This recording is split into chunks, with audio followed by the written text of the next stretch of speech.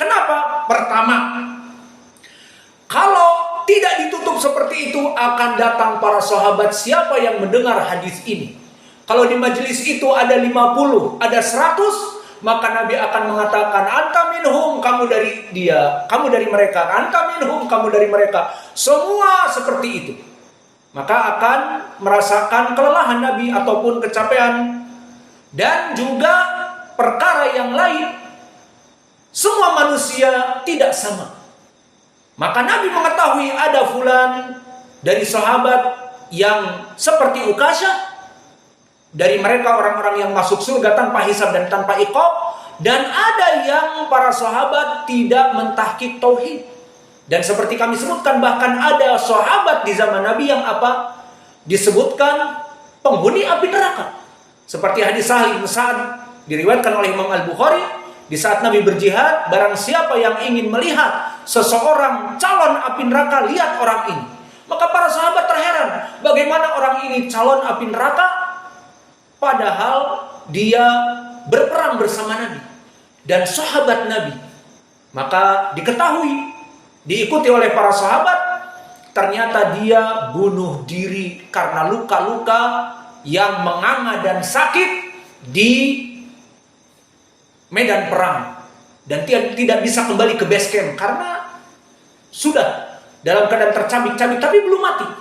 Akhirnya orang ini suicidal, bunuh diri. Bunuh diri dosa besar apa tidak? Dosa besar. Dan apa? Su'ul khotimah. Di akhirnya dia bunuh diri padahal hidup bersama Nabi, padahal berjuang bersama Nabi, berperang melawan orang-orang musyrik.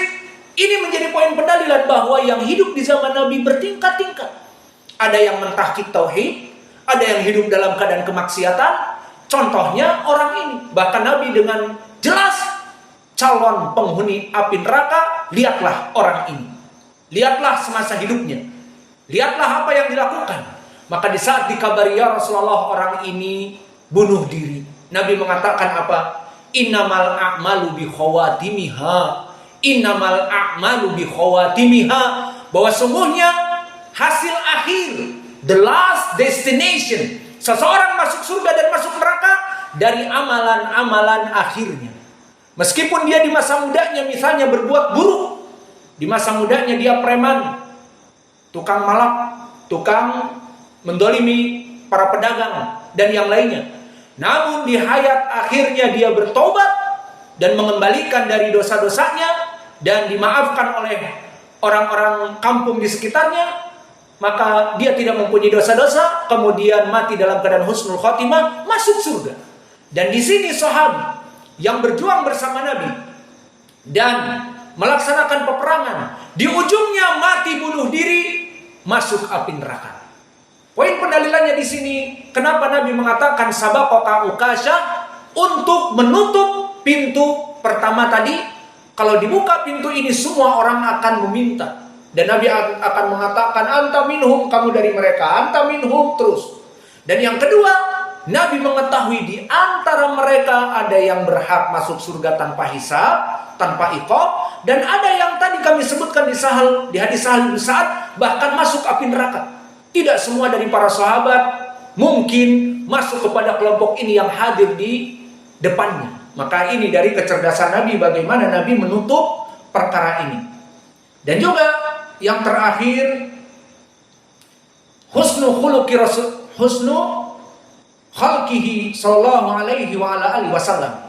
Poin yang terakhir di hadis ini, kemuliaan akhlak Nabi.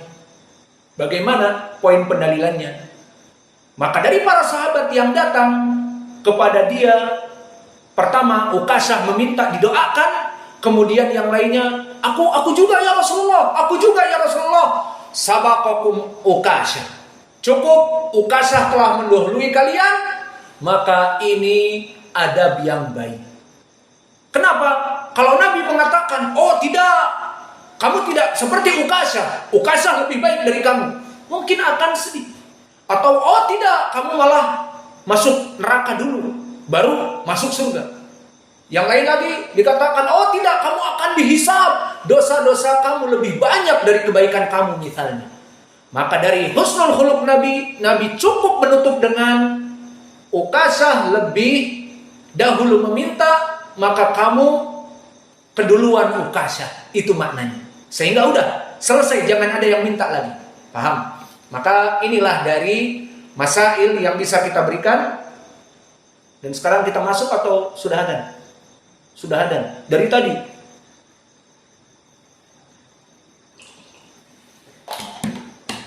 Jadi selesai udah pelajaran. Nggak masuk ke bab yang baru. Kita baca saja bab yang baru. Untuk apa? Agar kalian menyetor.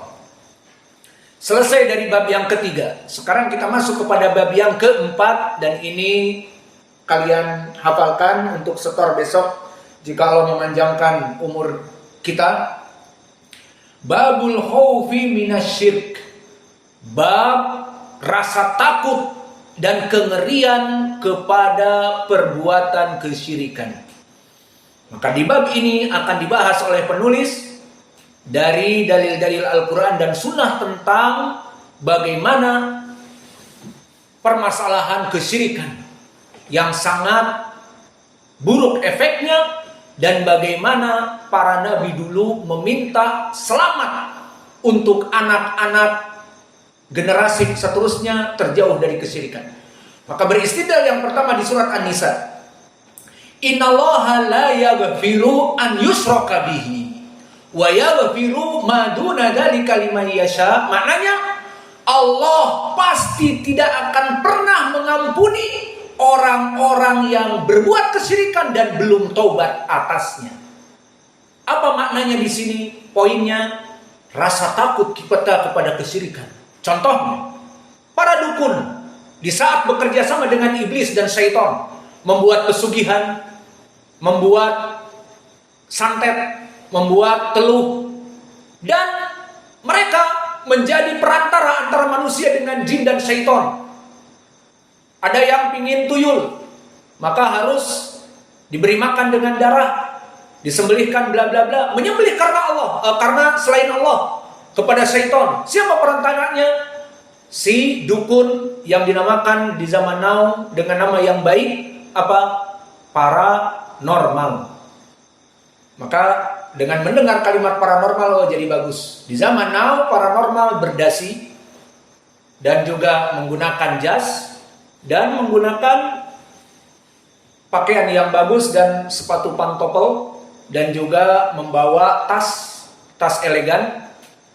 Tidak seperti zaman dulu, kumuh, rumahnya juga reot, mau ambruk dan sebagainya, dan hidupnya di hutan. Di zaman now dia bisa membeli rumah real estate. Dan dulu dia hanya berjalan kaki dan itu juga sendalnya satu warna biru, satu warna merah. Tapi di zaman now dia mungkin bisa membeli Ferrari ataupun mobil Lamborghini Aventador yang 22 miliar karena sekali kontrak beli jin orang-orang kafir agar usahanya lancar. Jin harganya 1 miliar. Beli kuntilanak harganya sekian. Beli genderuwo yang sudah diaktifkan tanpa harus didaftar ulang, maka semua ada. Dan bahkan secara online. Jika antum pernah melihat dari website mereka online dijual keris demikian, harganya kalau dibuka 2 miliar. Keris pesugihan, katanya tidak butuh nyawa yang harus melayang, hanya dimandikan dengan kembang setaman setiap demikian kliwon dan sebagainya, maka langsung dibeli di internet, dijamin kaya raya. Alhasil dukun-dukun ini misalnya, maka mereka melaksanakan kesyirikan, mati dalam keadaan kesyirikan itu belum bertobat, maka inilah ayat yang ada baginya. Innallaha la yaghfiru an yushraka bihi, bahwa Allah tidak akan pernah mengampuni orang-orang yang melaksanakan kesyirikan dan mati padanya. Maka ini poin pendalilan, dan saya hanya menyebutkan di sini, hanya menterjemah saja, tidak usah mensyarah dengan panjang sehingga ayat yang setelahnya kita tinggalkan. Maka ini poin pendalilannya, Allah tidak akan pernah ridho dan mengampuni orang yang mati kesyirikan dalam kesyirikan. Awas, ini poin pendalilannya, kita merasa takut dari kesyirikan. Maka please jangan sekali-kali kalian melaksanakan kesyirikan. Misalnya, aku mau pergi ke dukun. Cuman sekali aja. Atau, ikut kok dengan orang lain. Orang lain saya dengar aja pengen tahu gimana kesaktian dukun ini dan sebagainya. Awas, bahaya. Jangan sampai kalian mati di rumah dia su'ul khotimah. Ini poin pendalilannya, misal saja. Kemudian pendalilan yang kedua dari Al-Quran, doanya Ibrahim alaihissalam, wajnubni wabaniya an na'budal asnam. Maka dia berdoa kepada Allah, wajnubni, wahai Allah, dan jauhkanlah diriku dari perbuatan kesyirikan. Wabaniya, dan dari next generation, anak-anak keturunanku, anak budal asnam, untuk melaksanakan kesyirikan menyembah patung berhala. Maka ini pun dari pendalilan, dan ditambah satu hadis, tidak apa-apa. Dan hadis, ahwafu ma akhafu alaikum asyirkul asghar fasu'ila anhu faqala ar-riya, rawahu Ahmad wa Tabrani wal Baihaqi. Maka di dalam hadis ini yang pertama saja, wa fil hadis ahwafu ma akhafu alaikum, sungguhnya apa yang aku takutkan yang menimpa kepada kalian kaum muslimin, asyirkul asghar, syirik kecil. Maka faedah di dalam hadis ini, syirik besar dan ada syirik kecil. Apa itu syirik kecil? Fasu'ila anhu, maka ditanya, ya Rasulullah, apa syirik kecil itu? Ar-riya. Maka riya, melaksanakan ibadah yang tadinya untuk Allah, namun dipalingkan untuk makhluk, ingin dilihat dan ingin tenar dan ingin populer, maka dia berpaling yang tadinya ibadah untuk Allah kemudian untuk dilihat manusia karena ingin tenar, ingin terlihat, ingin viral, maka dia melaksanakan perkara-perkara riya. Maka ini yang sangat ditakutkan oleh Nabi, karena syirkul asghar termasuk kesyirikan, namun dia syirik yang kecil. Dan ini masuk kepada bab bagaimana Nabi dulu sangat takut kepada perkara riya, yang tadinya seorang beribadah untuk Allah, namun diberikan juga sebagian untuk manusia. Seperti ma'ruf, di saat datang mertua kita, biasa kita tidak sholat malam, adzan awal baru bangun, atau adzan kedua malah baru bangun. Namun di saat datang mertua dari Jawa atau dari Yaman atau dari Sulawesi, maka yang biasa kita bangun adzan kedua jadi bangun adzan pertama, bahkan jadi muadzin adzan pertama. Maka akan dikatakan, oh dengaren nang, bahasa Jawa. Dengaren itu maknanya, wah gak biasanya. Biasanya tidur sampai adzan kedua, sekarang malah jadi muadzin adzan pertama karena ada mertua. Itu contohnya dari riya, dan ini syirku. Maka ini hanya sekedar contoh, dan nanti akan ada pelajaran pembahasan yang panjang dan lama di pelajaran yang akan datang. Maka ini yang dihafal. Wa naktafi ila huna wa jazakumullahu khairan wa barakallahu fi ilmikum. Subhanakallahumma bihamdika asyhadu an la ilaha illa anta astaghfiruka wa atubu ilaik.